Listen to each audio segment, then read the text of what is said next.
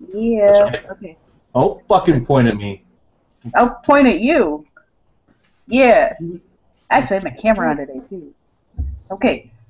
Okay. So apparently we're live because the little yellow button up there is on. So, anyways, yeah, he's picking my nose. Weird.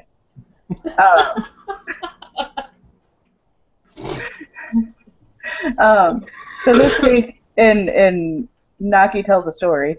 Um, the we went to see Teenage Mutant Ninja Turtles last night, which we'll just discuss that at a later point in the show. Um, but the entire movie, there was a person sitting next to boyfriend on his phone the entire time. Like, it's bad enough that we're sitting in this movie, but the fact that we had to pay to sit in this movie meant that we had to pay to listen to this guy talk on his phone. Oh, he was And talking on it, not like texting or anything? no, he was talking on his Oh, phone. he's a Fucking douchebag. kidding me? So people around us complain. Unless you could actually see the gun he was wearing, why didn't you just take his fucking phone and chuck it?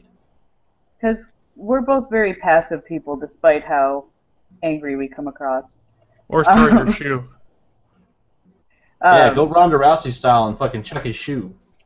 There was a thought of that, but people around us complained. The theater did nothing. So and They're we were in one of ballless them. then. We were in one of those fancy theaters with like the reclining puffy chairs and everything. Like we're just like, why don't you do something? But whatever. Anyways, so karmic justice happened because we get out of the movie theater. We happen to be walking behind these people that were on their phones the whole time. The people of douchiness. The people of douchiness is what we shall call them. Shit. And the guy had parked like a douchebag as well. And he gets out and he notices that his bumper's on the ground because he was a douchebag. Nice. That is what we call karmic justice. I think karmic justice would have been boyfriend picking up the bumper, hitting him over the head with it, and saying, "You're an asshole." There was thought of doing that too. Then I again, like I think internally I'm a lot more violent than some people. So This is that could be possible. it. That I is sit also and a throw thing? popcorn at people when their phones are on in a movie theater, and I will empty a large bucket at you. And if I go through all my popcorn, then I'm going to come get your phone. If you don't Honestly, fucking like turn it off. when we're reclined, you can't see the lights like from other people on their phones. It's not a big deal. But when you're sitting next to somebody who is talking on their phone the whole time, like I couldn't hear him until the end. I have really shitty hearing, so like it didn't phase me. But he had to listen to it the whole time. So That's ridiculous. Yeah, I'd be livid. And if the And so- movie theater's not going to do anything, I'd be asking for my money back. And you said the theater didn't do anything, so people told representatives of the theater, and their ushers didn't fucking tell the guy to get off his phone. no, they walked up and down the aisles. I saw them doing that. Yeah, that's Jesus effective. Christ. I So- hate people. Yeah. There's just something about fucking cell phones that's gotten to the point where nobody thinks it's rude anymore to be on your phone basically 24/7. And I actually commented about it yesterday. We had the Boise Library Comic-Con, and at the end of a panel, me, the wife, my buddy Maya, and his new girlfriend were all standing there talking. And at one point, all three of them were looking down at their phones and not talking. And I'm the only one without a phone, and I'm standing there. I was like, you know what? Fuck y'all. It's like everybody thinks it's okay in a social setting at this point to just ignore the people you're actually with and just stare at a phone. So, And I mean, we were all prepping for something. Nobody was being rude, but it's. I find it strange that it's gotten to that point where it used to be, if you took a phone call in the middle of a conversation, everybody involved would have thought you were an asshole. And now it's just, it's acceptable behavior.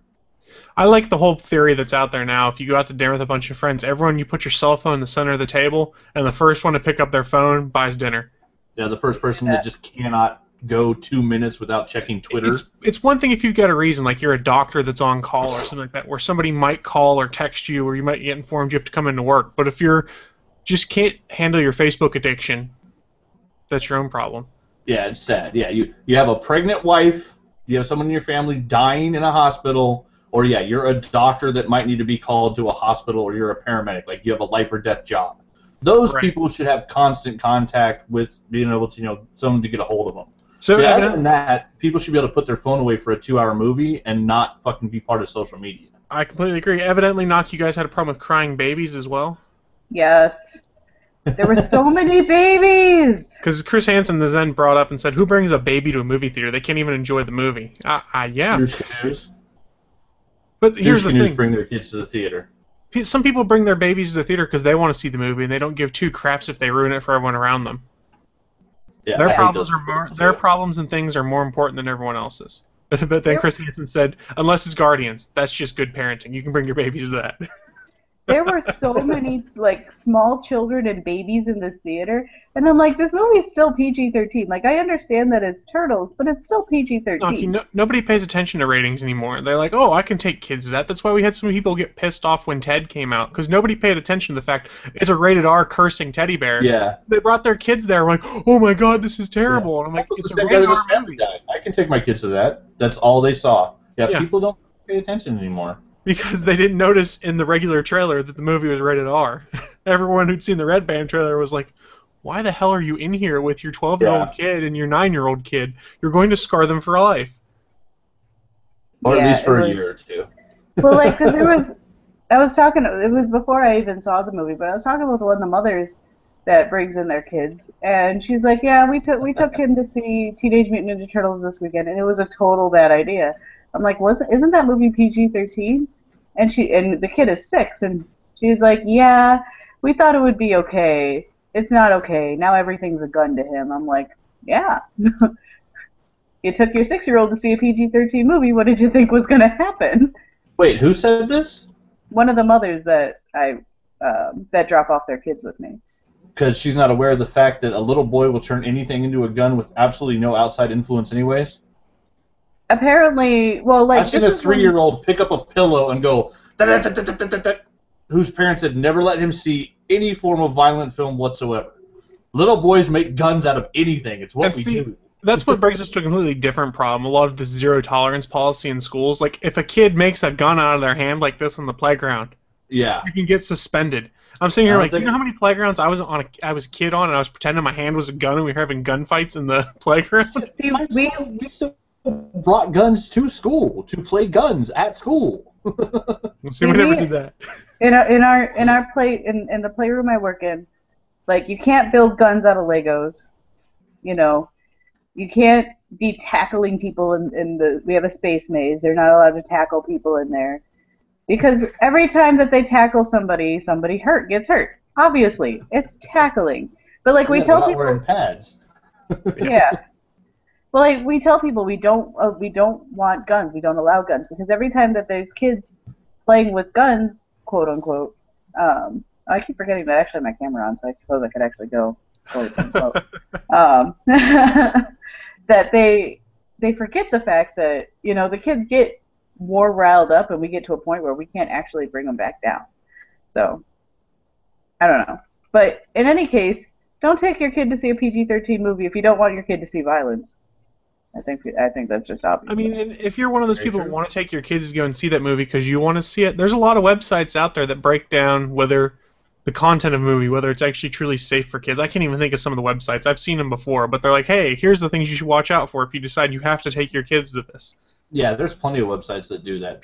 But I mean, those are the people that would take their kid to TED because they saw one preview or saw half a preview and saw that it's a teddy bear and it's the guy who does Family Guy, and so they automatically think it's okay. Those are the type of people. I mean, if they're not going to research the rating, they're sure as hell not going to look at a website that tells them whether or not they should take their kid to the movie. Oh, why are they letting their kid watch Family Guy to begin with? Because it's a cartoon. Cartoons are for everyone. Yeah. Like, some parents that turn on a TV, let it watch their kid for them, and ignore their kid. I wasn't allowed to watch Simpsons or South Park until I was like older. Yeah, my girlfriend was the same way. She wasn't allowed to watch South Park until she left her parents' house. Yeah, like, my parents still don't like me watching South Park. Like, that hasn't changed. See, my parents came and saw me and my buddy watching the South Park movie, and my dad, I think it was, saw like 10 minutes and goes, "This is dumb," and just walked off, and that was the extent of it.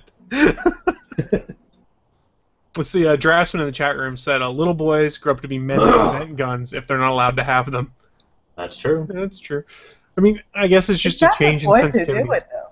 It's not just boys who do it, though. That's like, true. I have little girls who build guns out of Legos. We have to sit there and be like, you can't build guns out of Legos. Then they try to pass it off. They're like, no, it's a camera. That's smart. I like that. It's a smart kid. No. We're shooting a film. It's a camera. Well, just Look, I made a GoPro. Bang, bang, bang, bang, bang. Yeah.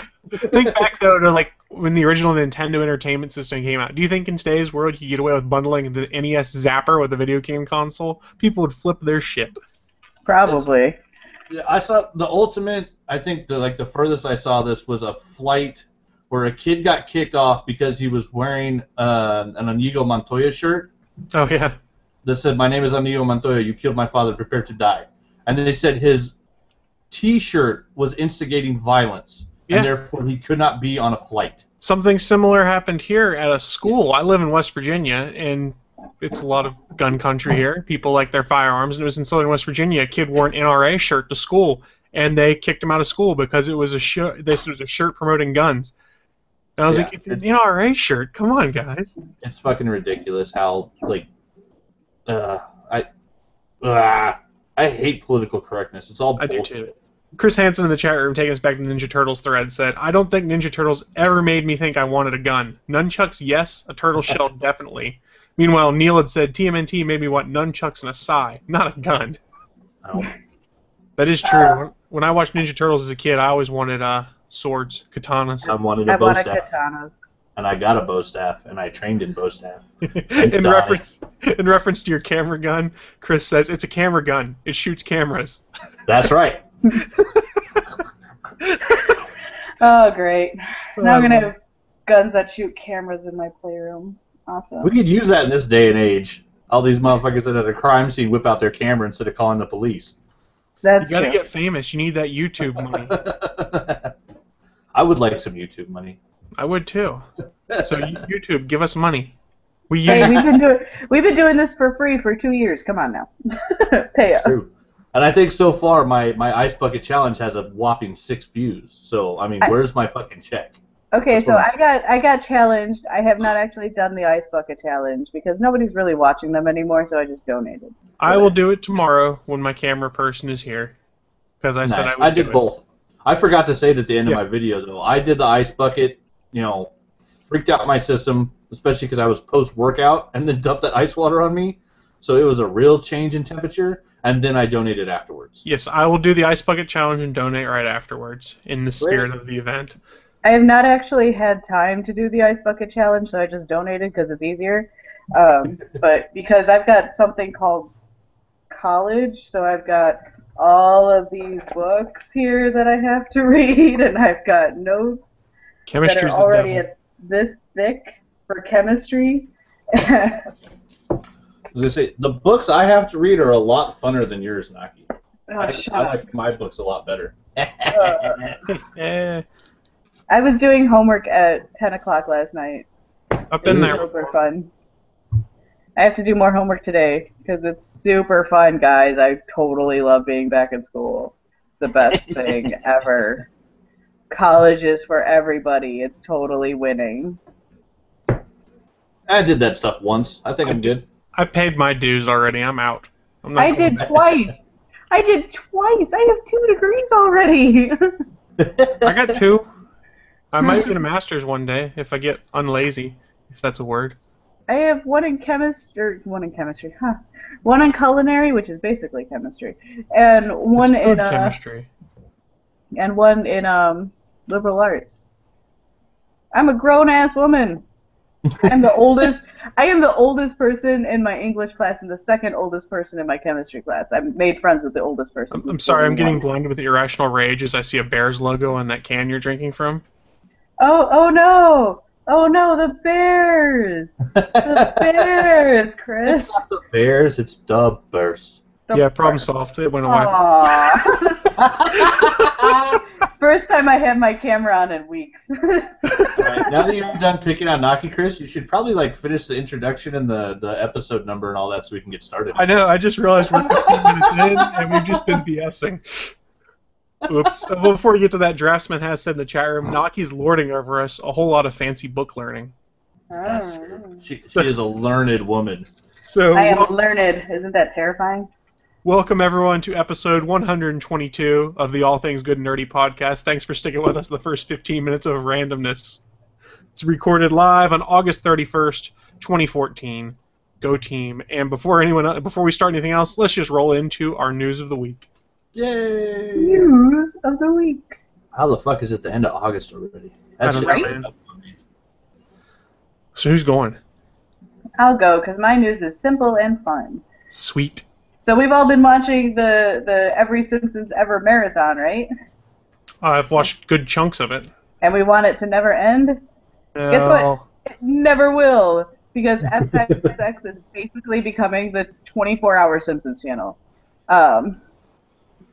So if you started watching the marathon from the beginning, the very first day there was nothing but like 3 commercials on there, and I saw those 3 commercials and I was ready to kill myself after commercial breaks because I was just like, hooray, the same 3 things that I just watched.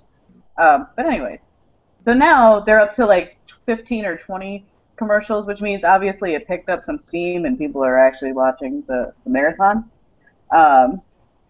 So because of this, FXX is now basically becoming, they're doing 24 hours Simpsons a week, and their new lineup will be Mondays from 6 p.m. to midnight, Tuesdays from 8 p.m. to midnight, Thursdays from 8 p.m. to midnight, Fridays from 6 p.m. to midnight, and Sundays from 4 to 8 p.m.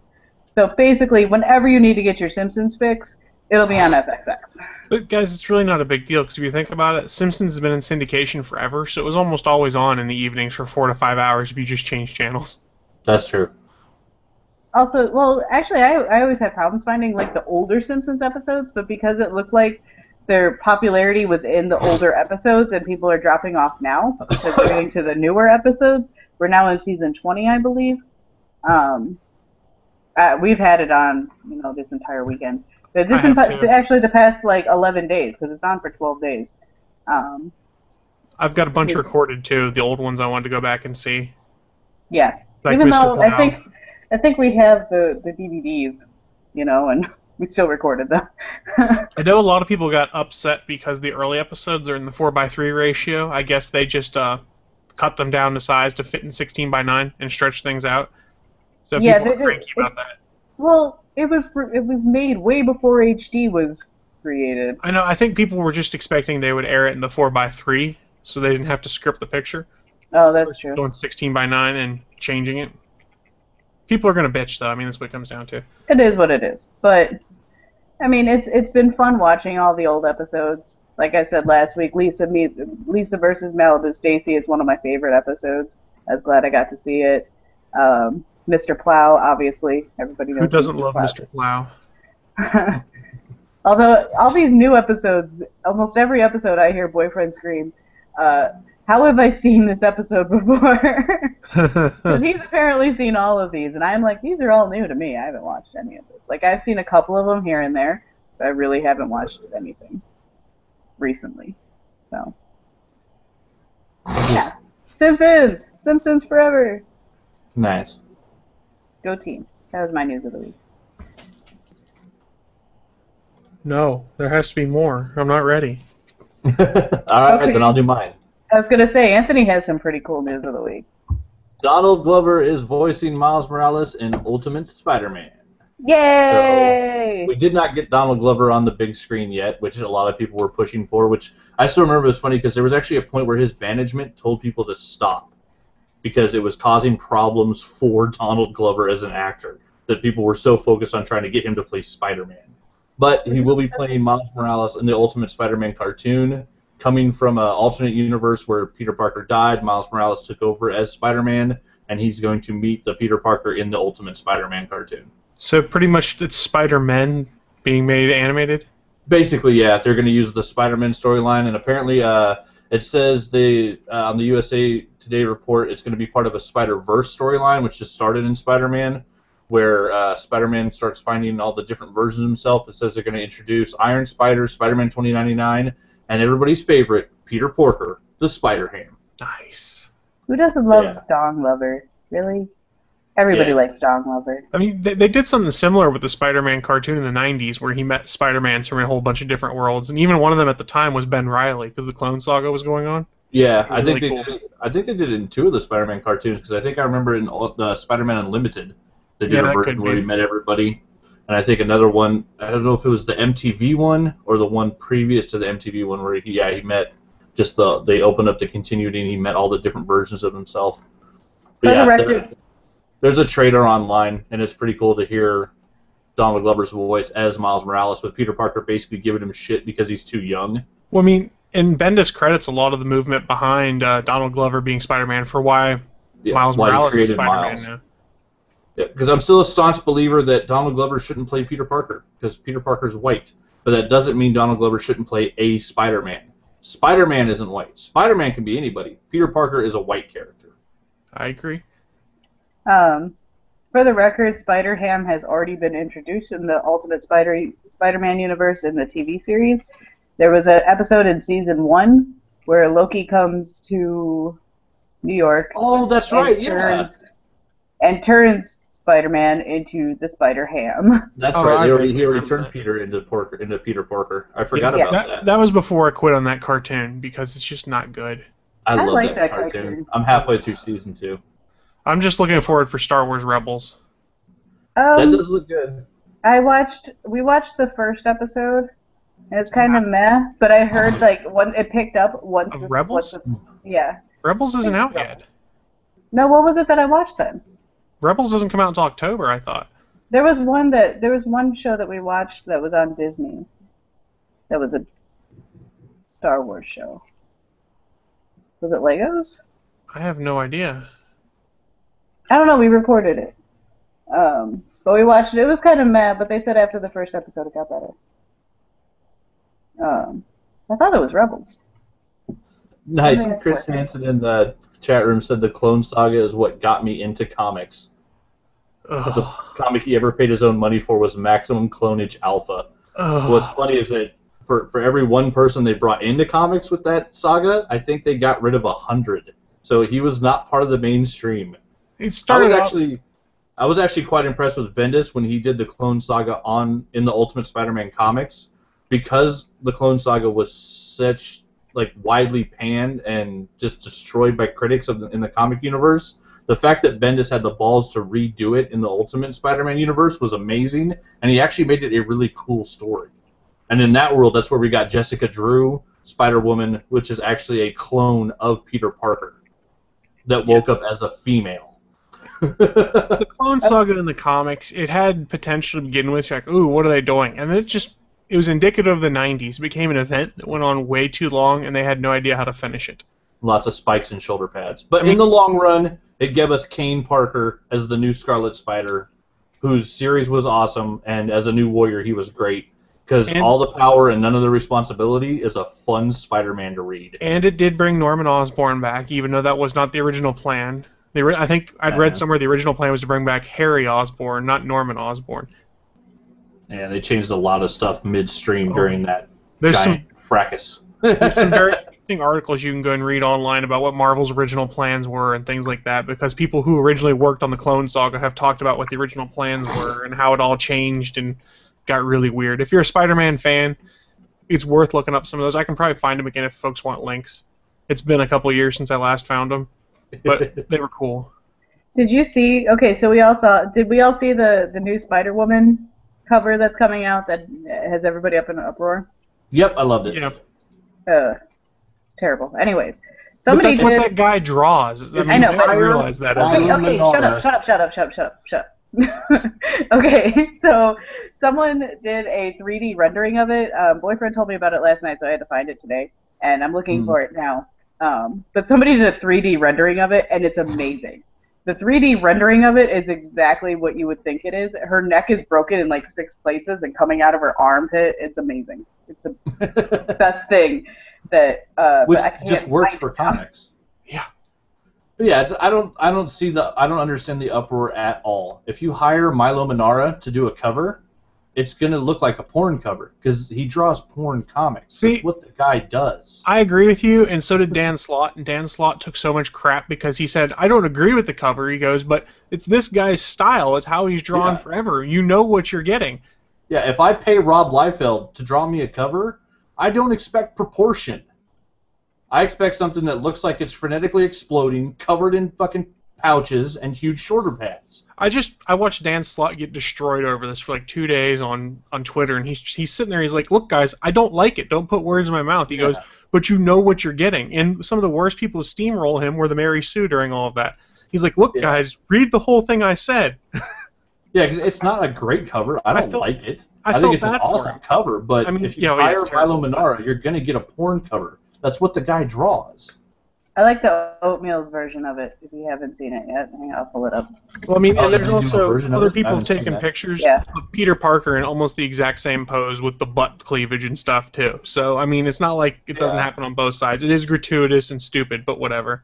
And it's always gratuitous with Jessica Drew's Spider-Woman. Like, that character is almost always done like a porn pinup, and it's just something that's stuck with the character since she put on that red costume. Looking Like, in the chat room, It's Neil not like is- Spider-Man's never been basically, spread eagle. yeah. Look in the chat room. Neil has said, "Porn Spider-Woman." Ugh. 3D rendering is all effed up. And then Draftsman has said, "This is Milo Manara. I will not have you disgrace his erotic rendering of Spider-Woman." And then Chris brings up a good point. He goes, "Why aren't people more upset that Greg Land is the artist?" Oh, here's the 3D rendering that they just shared. I will post it in the chat room.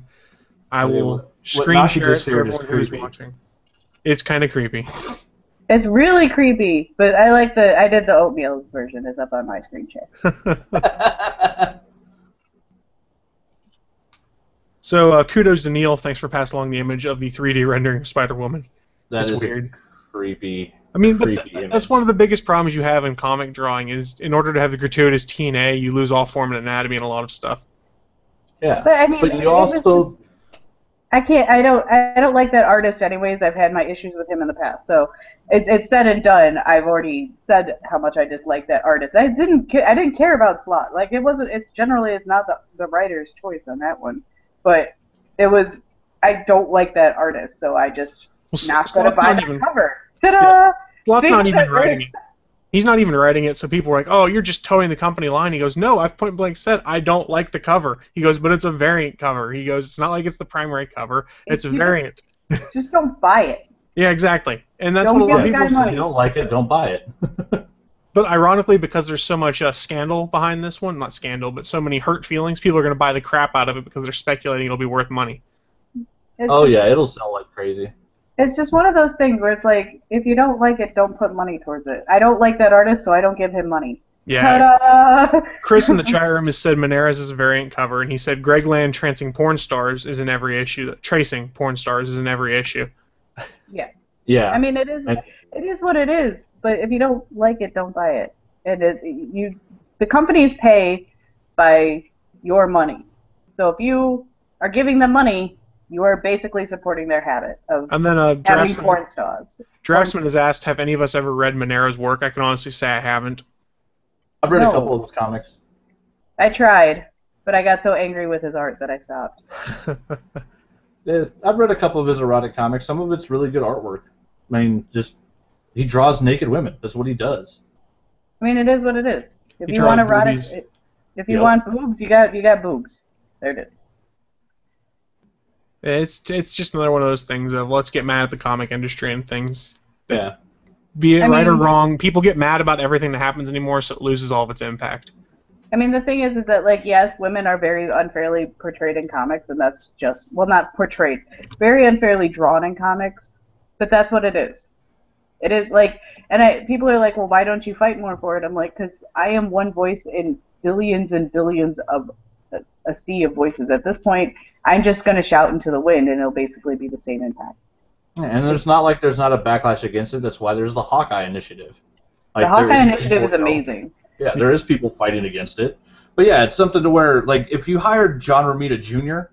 and that's the cover he turns in, then be pissed. You're like, what the hell are you doing? This is nothing like what you Yeah. do. If you hire Milo Manara, you're getting exactly what you're asking for. So, yeah, nobody has a reason to bitch about that. It's the guy's art style. It's the internet. People are going to find stuff to bitch about. True. Remember the days before the internet, and we had to be surprised by what was coming out? Remember when that happened? I still try and sometimes be I miss it a surprised. lot. I'm spoiler free on episode 7 for the most part, and Avengers 2. Nice. And So my far. trouble is not reading previews, because then I got- sometimes I miss books when they come out because I hate seeing what's going to happen in Invincible in 2 months because there's too many spoilers in even the little paragraph text in previews and the cover images. I hate that shit.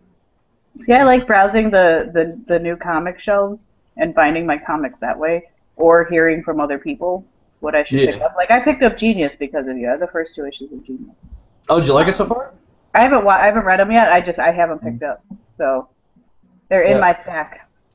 Nice. And speaking of which, just because I have it sitting here, because I was a little behind when I picked up issue 1, I already had issue 2 in my box, and because Image decided to ship issues 4 and 5 this week, when I hit the comic book shop, I had the next 4 issues of Genius waiting for me.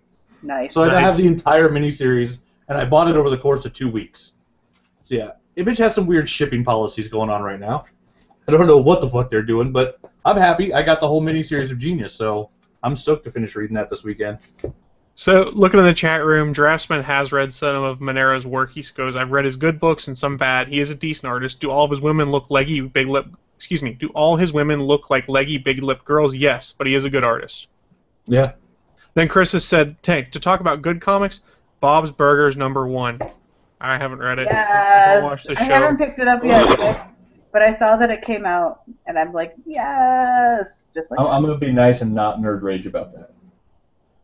Bob's Burgers.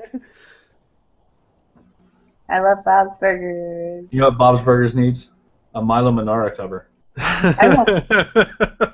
Anthony, our meeting will be me kicking you in the crotch. And then running away, because you could probably kick my ass. Bring it on! I will kick you in the crotch and run. You want to do the man dance? First dance is free. So I'm going to do my news story before we run out of time here, because we're already a half hour. And mine, of course, is talking about Arrow, because we all know how much I love this show. Should I just back away now, because I'm still in Season 2? Not really. I mean, they just said who the big bad's going to be in Season 3, so... Oh, yeah, I already know this because I listen to you guys sometimes. Yeah, so this one isn't a big deal. If you've been watching any of the coverage on Arrow, they said at Comic-Con that Ra's al Ghul is coming to Season 3 of Arrow. Everyone flipped their shit. Everyone was trying to guess who was going to be Ra's al Ghul in this. There were names thrown out like Jason Isaacs and Oded Fair that people had said, well, I guess MTV did an interview with Liam Neeson, you know, who played Ra's al Ghul in Batman Begins and Dark Knight Rises, which kind of heavily influenced Arrow, and asked if he'd be willing to reprise the role. And here's what he told them. He goes, no, I haven't been asked. I haven't at all. I would do it in a heartbeat if it came my way. Yeah, very much so. So here's the thing, and I think this is really cool. Liam Neeson wants to be Ra's al Ghul again. How cool is that he wants to come to the small screen, to a CW show, and be Ra's al Ghul? That would give them some serious cred. That's exactly what I'm thinking. I think it'd be he'll appear in Flash, fantastic. Potentially. It's very much possible. They haven't said whether the League of Assassins will appear in Flash. Well, I don't Flash, see honestly, why they wouldn't. It's They'll at kind least of be like, mentioned to them. I'm trying to think of like Flash's villains, and I don't think any of them really like stick out to me. Weather So Wizard, Mirror Master, those will be some of the big ones. Professor Zoom. Yeah, I never liked Professor Zoom. But The Top, the Trickster. The Trickster. Bring Mark Hamill back as the Trickster. Trickster was actually okay. We got Trickster. I don't think we can do a bearded Trickster, and he's got to keep that epic beard for at least the one film he's filming. Wait for Yeah, season 2. beard. Then. His epic beard has its own Twitter account already. Mark Hamill's beard is badass. It is. He looks awesome. Yeah, beard. He also had Liam Neeson also had some advice for people who do end up playing Ra's al Ghul and how they should portray the character. He told them in the MTV interview, he said, quote, they have to believe in their philosophy. Ra's al Ghul absolutely believed what he was doing was ultimately saving civilization, and it was quite a good argument he comes up with. Throughout the ages, this fraternity that brought the plague to wipe out a section of mankind because it needed to be regenerated again. Very dangerous, but you have to believe it. So basically he's saying believe in Ra's al Ghul's own mentality, and you can sink into the character fairly well. And it's the same way we got spectacular performances of Magneto in the X-Men films. Right. Magneto's not the bad guy. He's the good guy in his story. Exactly. And in his own head, Ra's al Ghul is the hero of his world. All the great villains don't think they're bad guys. Nobody, like Bendis put it when he did the Six, because nobody would ever call themselves the Sinister Six, because nobody wakes up in the morning and says, I'm a bad guy. Yeah, there was someone I was watching Right, with who the did an bad interview guy. who said something to that effect of, if you're playing the role of the bad guy, you have to believe you're the hero of your own story, and then everything comes together. It makes a lot, because you're trying to win your story, which makes it work a lot better. That's Handsome Jack in Borderlands 2. One of the reasons why I think he's one of the greatest video game villains. Because he thinks that he thinks he's saving the world. He thinks he's saving the world? Yes, it makes sense. Well, the only person that might wake up in the morning and think they're the bad guy of the story is the Joker, but that's because he's completely fucking insane.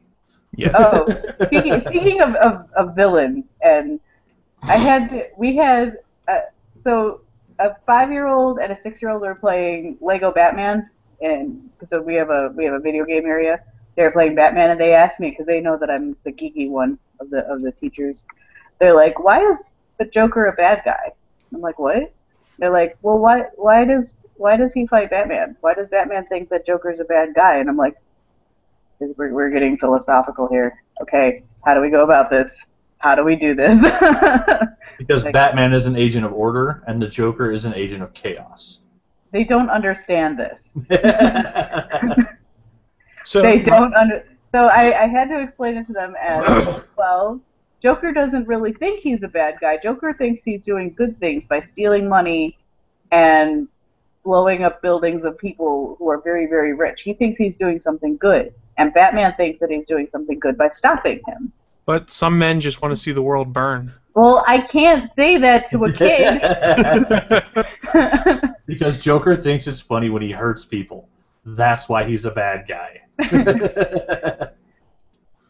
So then we had to get into Lex Luthor. Like, then they started asking me about Lex Luthor, and they started asking me about Harley Quinn, and I'm like, oh god, we're getting into villain philosophical questions. That's and awesome. I'm not ready for this because I don't know how to answer. I'm not a parent. You did bring up earlier, you asking some of the Flash's villains. The chat room has you covered there. Neil had said Boomerang and Captain Cold, and then Chris Hansen said Captain Gorilla Cold. Grodd. Yeah, I can't believe we didn't say Captain Cold. Yeah, Whoever they get to do Captain Cold has to be like a great actor on the show. Yes. Because Captain Cold is an amazing character, and he's usually really well written. And Draftsman brought a good point up about Liam Neeson wanting to come back to play Ra's al Ghul. He said, I think he thought it would be a movie project, not TV. And it's possible, because don't they have 2 CW movie projects scheduled on that DC film release schedule? I don't know, to be honest. So they could do a build-up in Season 1 of The Flash and Season 3 of Arrow that leads to a showdown with The Flash and Arrow fighting the League of Shadows and Liam Neeson as Ra's al Ghul and make it a film. It is possible. They should do a Green Lantern and Green Arrow team-up. You know, like in the comics. The Brave and the Bold. That'd be possible. So, movie casting news, real quick. We talked about it before. I just wanted to bring it up again. It is still being reported that Marvel and Joaquin Phoenix are very close to signing a deal for him to play Doctor Strange. Do we care? No. To me, it doesn't seem to fit. Joaquin Phoenix is a great actor, but I don't look at him and see Stephen Strange. But also, I mean, Marvel has fucking done a hell of a lot of casting that I, didn't think would work when I first heard about it, and it turned out amazing. So, Chris he might Pratt turn in a is stellar. Star-Lord. Yeah. Yeah. Shit. Almost all the Chris's. Yeah. Nobody thought Johnny Storm Chris Evans could be Captain America. Or Chris Hemsworth as Thor. Yeah, he is fucking Captain America. He was tiny in Star Trek. Yeah. Yeah, I've seen the before and after pictures when he actually put on that weight. His arms doubled in size.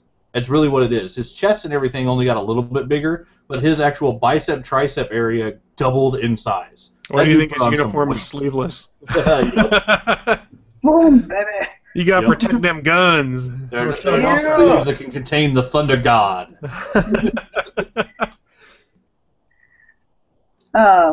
Lost my train. But yeah, if they get Joaquin Phoenix, it could be. I mean, the guy's an amazing actor. He played frickin' Johnny Cash by changing his hairline. I mean, I don't think there's really anything Joaquin Phoenix can't do if he puts his mind to it. So he could turn in an amazing Stephen Strange performance. Yeah. I just hope we get some crazy, like, 1960s Steve Ditko mod artwork in the extra dimensional stuff to where we're popping into extra dimensions and it looks like those crazy old pages from 1960s Marvel comics that you can look at the page and just see how many drugs the artist was on when they drew it. because they were just batshit crazy. Yeah.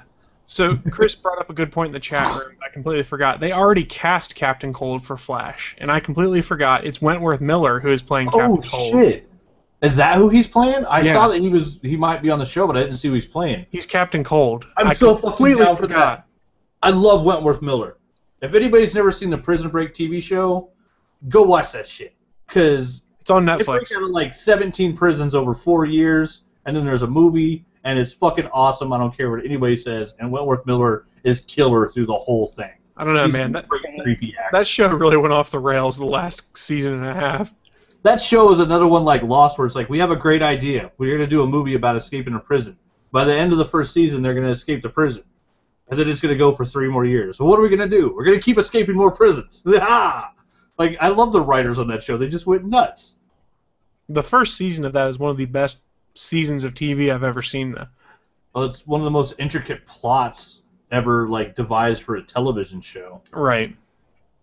It's up there with season 1 of Battlestar Galactica for me, which I think is still one of the best seasons of TV because there's so many pieces that they set up. Oh, love that show. Are you talking about like the miniseries or the actual season? Actual season 1. The miniseries of Battlestar is boring. It's setting up, it's world building, and you have to live through it. Mm. The miniseries is rough. I was gonna say I had a hard time getting through the miniseries. If we date back to when Chris and I first met, was over Battlestar Galactica, and I was typing up reviews while I'm like, this miniseries is terrible, and Chris was just like, you should keep watching. That seems to be Chris's standard answer in a lot of stuff that he likes. Is you should keep watching. Well, no, I mean, it's honest, though. On Battlestar Galactica, once you get past the miniseries that sets up everything, episode 1 is just, boom, it's right in your face. It all goes insane. Like, holy shit, what is going on? Episode 1 of Battlestar Galactica is fantastic. I'm trying to think, because I think I watched it all on Netflix. Did it start with the called miniseries? 33. Yeah, it starts with the miniseries. There's like 1 or 2 like long episodes. And then it goes into the actual show? Yeah. The first I'm trying to episode, think if I saw the miniseries or not. it sets up the world and all of that and does the destruction of the colonies and things like that. Spoiler alert if you haven't seen Battlestar Galactica, but Robots attack. People die. the miniseries destroys the colonies and has the fleet unite and then finally decide to leave the galaxy, and that's where it leaves off. Episode 1 of the series begins with the Cylons chasing them and attacking every 33 minutes. Hence the name 33 for the episode. Okay, yeah. I do remember that, because I remember the actual like attacks on Caprica and Right. all the other planets and stuff. So yeah, so I must have started at the miniseries. And the miniseries has one of my favorite Easter eggs because if you're paying attention, when Laura Rosling's getting diagnosed in the medical center, you can look out the window and see Serenity fly by. Oh, nice. Because the same people that did the visual effects for Firefly did the visual effects for Battlestar Galactica. So they put Sweet. Serenity in the show. And I was like, oh, that's badass. Is it actually Serenity? Like, is there markings on the ship, or is it just a Firefly ship? It's a Firefly ship. I'm not sure whether it's Serenity or not. I've heard both. They probably didn't want to deal with any possible copyright issues. That's my guess. That's awesome. Yeah, I never noticed that. Ooh, I have a screenshot of it. You can't really tell. I'll show you the screenshot as soon as it loads. Sweet. Yeah, well, that's pretty good.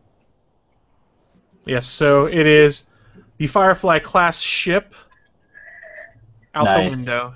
So you can't tell whether it's actually Serenity or not. Yeah, it's too far away. That's awesome, though. It's still I never badass, noticed though. that. Still badass. Oh, I might get a chance at Salt Lake City to show some Firefly love. Alan Tudyk's going to be there. Oh, nice.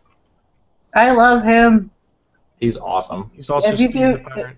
If you have not seen Tucker and Dale vs. Evil, do You yourself have a a favor sad life. and watch that. That was This is our one of the- Halloween movie this past year. Was Tucker and Dale vs. Evil. Hell yeah, that was one of the best things ever put on film. I love that movie. Oh, I love that movie so much. Tyler So good. Labine is fucking awesome in that film. Man, Alan Tudyk though, he's really good at voice acting, and me not realizing that it's him. I know, right? he's good at a lot of stuff. He's a Also- great actor. I love him in Dollhouse. That's one of the biggest twists that you don't see coming ever. Is Yeah, which freaking one? him in Dollhouse. Oh, right? Because he's Dollhouse introduced is as one amazing. character, and then you realize he's actually another character. It's like, oh shit! One of our former former guest host, Casey, I don't remember if he had his camera on when he guest hosted on here, but he looks like Alan Tudyk, and he almost got cast as him they have a Firefly live show in Chicago, and he had auditioned for the role of Wash for a reason, because he looks exactly like him. It's scary. So, That's cool. That would be a good way to make a living, yeah. Being a, right? It's like, oh, I'm just a shadow of the actor who played this, but it works. I look like him. That's cool. Speaking of actors who are doing cool stuff, did you guys hear what Patrick Warburton's trying to do? Yes. Boom! Yes. This is so cool. I saw this news and I could not help but kind of go like, awesome. Patrick Warburton is trying to resurrect the live-action The Tick show as an Amazon pilot. Yes. He's already worked out a deal with Sony Television who has the TV rights, and he's working with Amazon to do a pilot project. And if you guys know how Amazon's pilot TV shows work, basically they put all of the pilot episodes up on Amazon Video for people to watch and vote on what they want to see. So you will have your chance to vote for more episodes of The Tick as an Amazon project. I will be voting the hell out of that. I am so excited. Vote. I don't think there's ever been possibly better casting than Patrick Warburton as the Tick. I know, right? He just is the Tick. Like, yeah. And now whenever I read the Ron comics, Perlman is Hellboy. Like, nobody else could be Hellboy. Nobody else can be the Tick but Patrick Warburton. if you even go back now and read the comics, you still read it in his voice. Like, of course. Just no. I want to see if they can get that dude back from Lost, Mr. Mascara, the guy that looks like he's always wearing mascara. His name is Batman Well. He was fucking spectacular. Batman what? I am Batman Well. I watched more of the cartoon than I ever did the live-action show because it was on Fox and it got buried, so I kind of missed the fact it was on there when it first came out. It's on Netflix. Do yourself a favor and watch it. It's on my list. Yeah, Batman Well and American Made, both top-notch acting jobs in that show. They're hilarious. They could. Arthur, I liked who they had for Arthur too. Like they had a really good, solid cast for the Tick. Yeah, the guy that played Arthur definitely wasn't bad. But guys, the Tick is coming back. I mean, this just goes to show everything can come back. Everything's coming up in Millhouse. In the chat room, Neil has said Patrick Warburton is nigh invincible. Draftsman added in. Draftsman chimed in with spoon. Taste his justice. I just want to see a live-action version of Chairface. That's exactly what I was thinking. Oh man! Now I'm so excited. I want to writing his name on the moon. That was one of my favorite episodes ever. I know. I want to see them do that live action. I wish they would. I wish they put the animated series on Netflix too. Yeah, that'd be worth watching again. That was such a fun show. It was. Okay, so Chris in the chat room has said that a Batman Well, I guess, was Nestor Carbonell. He played the mayor of Gotham in Dark Knight and Dark Knight Rises. Yeah. He's a fun actor. It's so weird because he's one of those guys, he's got the super dark eyelashes to the point where he always looks like he's wearing mascara. I always thought that they just highlighted him with eyeliner until I found out that, no, that's just how he looks. Yeah, he looks like that in The Tick. He looks like that in Lost. He looks like that in the Batman films. After I saw him in so many different things, like it can't be the same makeup artist on all those shows. I think he just has really, really dark eyelashes and a lot of them. But yeah, he looks like he's wearing mascara all the time.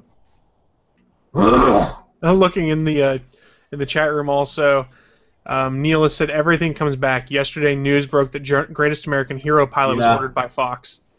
Which I don't know how that'll play in this day and age. It worked as a goofy, sitcom at the time. I'm not sure, like, a superhero who can't make his suit work really works in this day and age of superhero movies where, like, you don't see that idea. But if you see it, if you get a good writer behind it, you could see it work.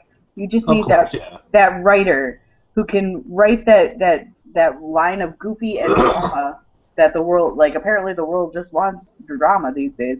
Or if you wanted to make it a pure comedy, you just have to have the right writer. And the right actor. You have to have the right person in that suit. Sure. That can pull off the idea that they're a goofball, they're klutzy, and yet they're doing everything they can to be the hero that saves the day. That's a fine line for an actor to walk. I mean, was it No, it wasn't Willie Ames. Who was the actor in Greatest American Hero? I can't think of it. He did a lot of stuff in the 80s, but I mean, he walked that fine line of not being completely ridiculous. Like, you still believe that he was trying to be a hero, even though like he just kept failing at everything he did. And I think that's a hard line for a lot of actors to walk. But yeah, it could be a great show. It definitely could be. I would love to see it come back. It's just I think they have a big steep hill to climb to get something like that to work these days and make it as funny as it can be and still bring in an audience. Yeah, it could go either way. Because it has the potential to be a gigantic flop. Did we lose Chris? No, I'm just reading the chat room right now. Oh, okay. See, Clone Freak says, for some reason I have all the episodes of The Greatest American Hero on DVD. I paid for that. Why? Nice. I want Boyfriend, we have something to watch today. There's a special edition box set that I still want to buy that I think comes with the manual for the costume. The manual that he never had. Which, that might be like the coolest like little nerd item ever added to a box set. Okay, so I got one last news story before we start wrapping things up because it's just kind of too cool to share. Netflix is still trying to take over the world. Did you guys hear they're picking up the back catalog of The Blacklist to stream on Netflix? So excited! I can finally watch the end of that. Yeah. Oh, it's so good too. It's so good. Now I guess I missed one episode and then was able to catch up and watch the last 4 episodes as they were on NBC's website. Fucking spectacular end of the season. It was the problem that I had, because I watched like the first 4 or 5 episodes and I really liked it, but they kept going on hiatus for like 4 weeks, and then I would miss it because I wouldn't be home on a Monday night. Yeah, they'd randomly replay like the 2nd and 3rd episode during its time slot. So yeah, it messed people up, but yeah, it's a great show. That was just some bad planning, I think, from whoever was in charge of it. it's the same problem they had with Agents of S.H.I.E.L.D., where they kept putting it on hiatus randomly, it seemed like. No. It was so random when it would go on hiatus, so like I never got to finish it. And I'm really excited that it's going to be on Netflix, because I'm going to sit there and fucking watch the big that. story, though, for this is how much Netflix is paying per episode of The Blacklist. They're paying $2 million an episode of for the Blacklist. Can I be on the blacklist? Yeah, I mean, I can see why they would want it, because it averaged about 12 million viewers a week on TV. Nice. It was so good. So the only place you'll be able to stream it doesn't say for how long is going to be on Netflix. That's badass. I'm excited for that. It's the new record for the most they've paid per episode of a television show. The previous record went to The Walking Dead. You guys have any idea what they paid per episode of The Walking Dead? Wasn't it like 1.2 million? Close. Something like that. It was $1.35 million an episode of The Walking Dead. Close. Wow. But, I mean, you still got to look. That was huge for The Walking Dead, and for AMC's already figured it out. Netflix helps them get more viewers because people might not catch a season, and if you put it on Netflix, they'll binge watch, and then they'll catch up for the next season. Yep. Breaking Bad Because of that, Netflix has actually increased cable subscriptions. Yes. Because people are catching up, binge watching shows, and then saying, I can't wait to watch this next year, and they're actually going and getting cable. It's true. So Draftsman said in regards to The Blacklist, he goes, I feel like I like The Blacklist, but I felt that it needs a bit more teeth. I feel like they mute some of the action for TV. Maybe a little bit. There are some episodes, I mean, because I only missed one episode of the first season, but there are some episodes where events set things in place for something to happen for it to be extremely vicious, and you get like maybe 80% of what you think is going to happen because it's on primetime network television. Yeah, But I think they still push the TV rating pretty freaking far. NBC decided they're going to push it the most with Hannibal, so they need to back off on some other stuff. I need Hannibal. That's a show that I need. All of it. Brian Fuller said season 3 is ready to go. They've got everything figured out for it, supposedly. No, I haven't been Mickelson, able to watch it yet. I want to be able to stream it somewhere. I have season 1. I haven't watched it yet, but because the guys on Legends podcast were just gushing about Hannibal, I said, okay, I need to watch this. But then I got scared because they said, whatever you do, don't binge watch this show because it will mess you up. And I was like, It might hurt your brain. I should probably just watch 2 or 3 episodes and then watch something happy. Well, plus, they get away with a lot of what's on Hannibal because it's inside of Graham's imagination. Right. And it's his brain reenacting the crime scenes. And so what they're showing isn't real, it's a dream sequence. Well, And so that's how they get past, I think, a lot of the censorship that you normally see on network television. the thing that has me scared the most, well, not scared, but apprehensive the most, I guess, is the fact that there are episodes that were the uncut versions showed on TV because they weren't allowed to show things on TV, and I was like, ooh, this is gonna be rough. Nice. Like, I really want to watch that show, but it's not streaming anywhere, and it's driving me crazy.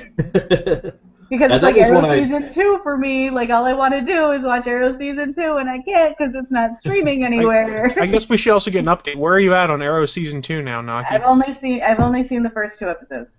I haven't been able to get any further. I still don't care about the island. I thought you said boyfriend had all of it on his DVR. Did he not have all of it? He does. We just haven't had time to, like, sit. Because, like, if we weren't actually, like, going out, I was working on homework or sleeping. So... Stupid homework? College should not get in the way of Arrow. I know, right? Fix your priorities, woman. I'm sorry, I'm trying to get a job where I make more than $8.50 an hour. I'm sorry. What, you sick of being a midget wrangler? But it seems like so much fun. You wanna trade jobs for a week? Nope. You sure? I like sitting at a desk moving around fake numbers and messing up people's lives. I mean, fixing people's accounts. Yes. Yes. Fixing. Now, my midget wrangling days are over. Because remember, I only did midget wrangling when I was allowed to kick and punch him. That's so much more fun. I can't kick and punch these kids. I wish I could. Well, you can. You just won't have your job for long. Yeah. Then I'm just not. You could be a munchkin puncher. I would be a great munchkin puncher. That would be a great T-shirt, munchkin puncher. I punch munchkins. So, I feel like I would offend so many people. Okay. Neil wanted to bring up something real quick since we were talking about Arrow. I'd missed this. He said Arrow Season 2.5 drops on Comixology on Monday. It's the official tie-in between Seasons 2 and 3. Yeah, I think I'm going to have to get that. Yes. The Draftsman has also pointed out, he goes, I read Silence of the Lambs, Hannibal, and Red Dragon in a row. After reading those 3, I had to read Harry Potter. Yeah. Yeah, that's a lot of viciousness to read in a row. I love Red Dragon is a fantastic book, though. So that movie was not. No. Neither one of them, Manhunter or Red Dragon, neither one of them were great. Ed Norton did a pretty good job of pulling off Graham. But yeah, neither one of those movies come close to how intense that book is. Yeah. Draftsman said, I just had to read Harry Potter to take the... I needed some fantasy to take the edge off. Nice. And then Ciro has pointed out, welcome back, Ciro, we haven't seen you in a while. He says Arrow is a terrible show. Well, you're entitled to your opinion. JS would agree with you. It is, okay, come on. It is, the first 11 episodes of Season 1 were fucking terrible. And I still don't give a shit about the island. I'm sorry. You will in Season 2. I don't so far. So far I don't give a shit.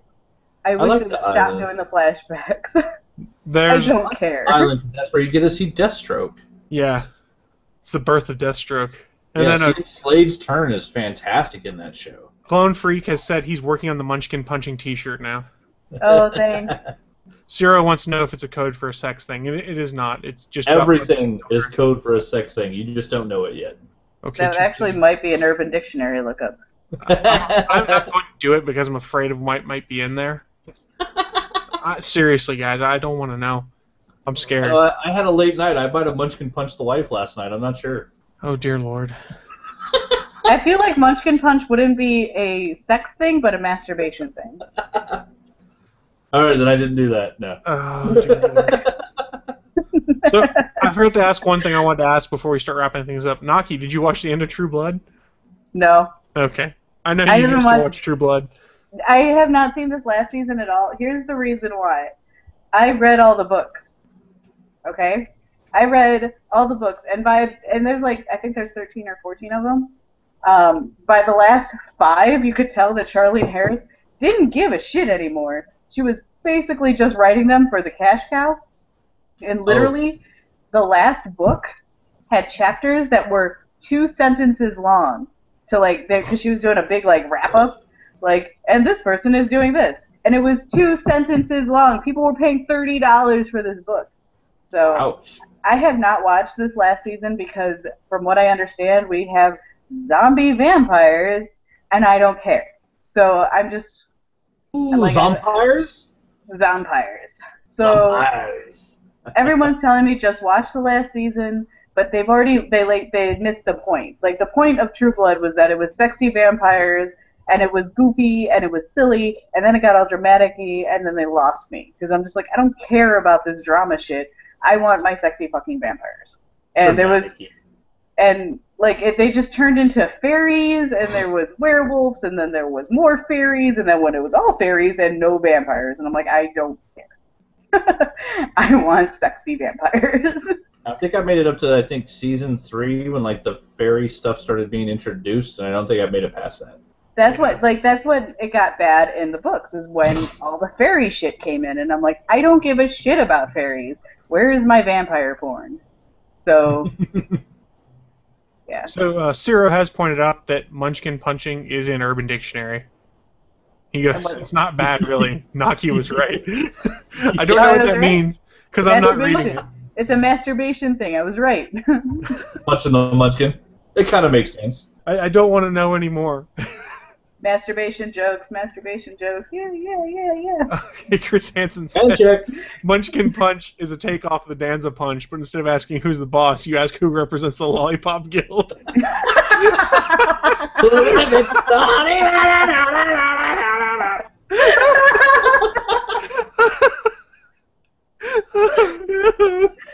The Tony dance was my favorite too.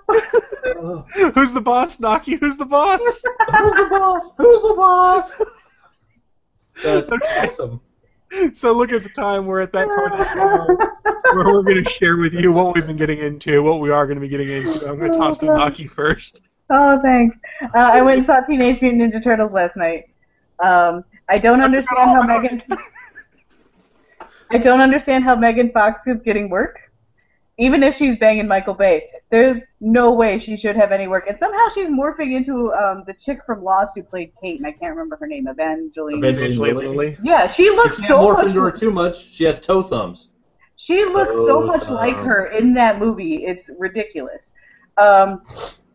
They introduced a character that I can't remember, that I don't think was in the comic series, so I don't understand why they created him, but you know what they do with Movieverse. The Turtles themselves were written well. They're written like teenagers who happen to be ninjas. That was fine. They look like shit, but they were written well.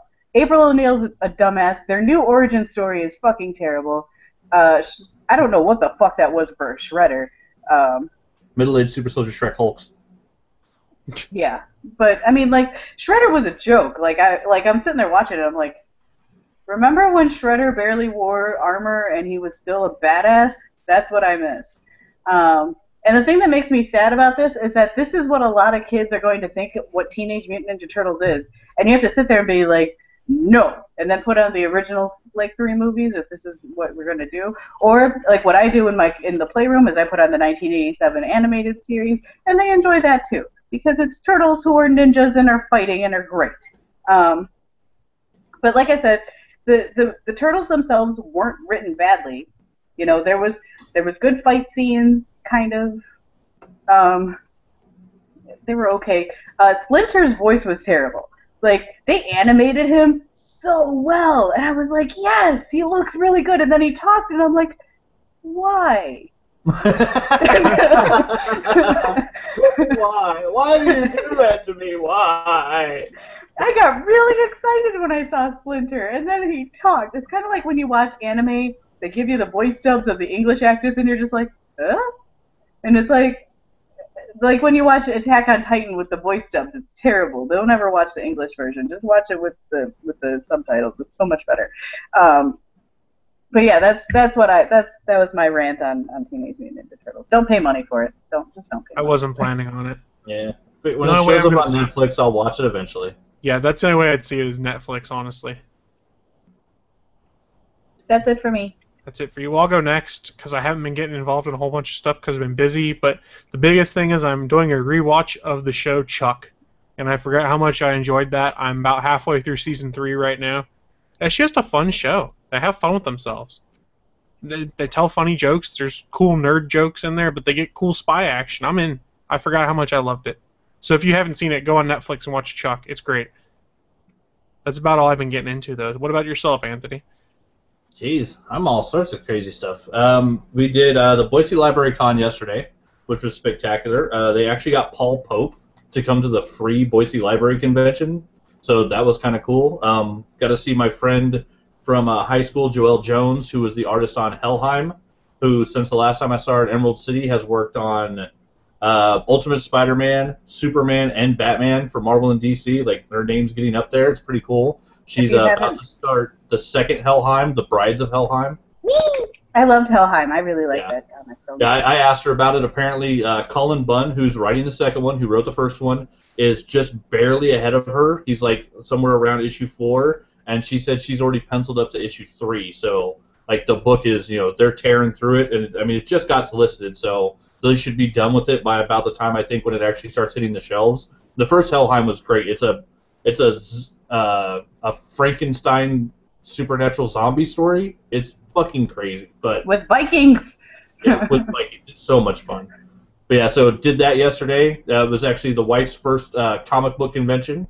So it was the Boise Library. It's a free entry thing. It's one day. They take their warehouse where they do their book sale and they turn it into an artist alley.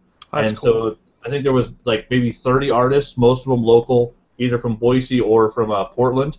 And then a lot of them, like Joelle and them that live in Portland, actually grew up in Boise and now live in Portland. But it was mainly local artists, so it was pretty cool. And then we're getting ready because Thursday, Friday, Saturday next week I will be in Salt Lake, so we're prepping everything, buying my photo op to meet Mr. Stan Lee, getting everything set up for my tattoo because I have to get a tattoo at every convention I go to. I didn't count the Boise convention because I didn't go anywhere, so. Fair enough. And I'm still getting a tattoo within the week, so it'll have to cover both of them. What we're saying is we need a guest host for next week if you're interested. Yes, because I will not be here. By the time live Sunday morning at this time, I will be waking up in a hotel room, post 3 days of convention walking with a brand new shoulder tattoo, probably very sore and very tired, and looking forward to a nice leisurely car ride home where I don't have to drive. Very nice. Not having to drive is awesome. Yeah, other than that, just comics. Wolverine, 1 Month to Die. They finished the Wolverine versus Sabretooth story, which is pretty cool. Die already. Nova figured out some stuff about his dad, the new issue of Nova, which was good. Brian Michael Bendis, they toted this as the issue where you find out how it is that Star-Lord and Nova went into the Cancerverse to kill off Thanos, and somehow Thanos is back and Star-Lord is back, but nobody has told us what the fuck happened to Richard Rider. This is the start of that story. It's not that story. So I'm still not sure if I hate Bendis yet. I actually really like that Guardians of the Galaxy series. I hadn't actually been picking it up just because I love the movie, but I'm not a huge Guardians fan. I like Star-Lord and all, but I'm much more like Richard Rider, the Annihilation stuff. That was my hero, and when they decided to kill him off, I was really not happy with the Marvel Universe. But I'll be picking that up at least long enough to figure out what the fuck happened to him. And then Kill All Monsters. Jason Copeland has put out the new book Pop, which is a fun little read. So I would highly recommend this one. Kill All Monsters is also a good read if you have not read it. Yeah, and it was collected and done on a Kickstarter, and so you can go actually buy it on Amazon now. Oh, that's Great cool. book. It's when you can't get enough Pacific Rim, go get yourself some Kill All Monsters because it's giant robots punching giant monsters. It's good stuff. Good stuff. Indeed. So I think that's about wrapping up what we've been getting into. Did want to send some positive thoughts to our friends over at the Voices of Defiance podcast. Here's hoping for you guys' sake they renew Defiance for Season 3. I don't know what Sci-Fi's going to do. I stopped watching halfway through Season 1, personally, but... I've never seen it. But Godspeed, Voices of Defiance. It's on Netflix, so I can get caught up at some point. It's on my list, just like Continuum is. And looking in the chat room, Draftsman said he'd like to guest host. Yeah! He would like to About cover the damn lack time. of psychotic threats and behavior Brockman brings to the table. Damn About right. damn time. All right. Bring the violence. Yes, and then Neil has said in the chat room, he said, great Guardians of the Galaxy review. That book is now an insta-buy if they finally solve what happened in the Cancerverse. Yeah, and I'll tell you, like, it starts off with somebody asking Star-Lord what happened, and he starts telling the story, and it flips back to Nova and Star-Lord are standing there facing off against Thanos, and it is the actual fight that they ended the Nova comic with. And in the cool. Nova comic, you never found out what the fuck happened. It just ended. And so, yeah, it picks up right where that issue basically left off. So, yeah, if you want to find out what happened to Richard Rider, Drax, Thanos, and Star-Lord, it's the book to pick up right now. I will Chris at least get it long enough to figure out what the fuck happened to my boy Richard Rider. Yeah, Chris mentioned in the chat room as well, Jack Kirby's birthday was Thursday. Spend the rest of the weekend celebrating the King of Comics. That's a good idea. That's true. Was it the King was going to be 97? I believe so. 97. I think it's 97. Lots of posts. If you put out if you go on Twitter, I think you just hashtag Jack Kirby or Jack the King. There were tons of comic artists that celebrated his birthday this week with just some amazing tribute art to Jack Kirby. No doubt. And Clone Freak has said his mom likes Defiance. So you should get her clued in on Voices of Defiance, where they talk about it each week. I don't think moms like Defiance. I'm not going to do it, Mom! I'm not! I think my dad watches it, but I'm not sure. I don't know. Rebels. We are rebels, a lot of us. We're running way over on time, though, so I apologize, guys. What are you rebelling against? What do you got? Yeah, everything. Everything. Looking at the time, though, we are way over, so I think it's going to wrap us up for this week, unless you guys have any parting thoughts you want to put out there. Dick butts. Dance, dance, fever.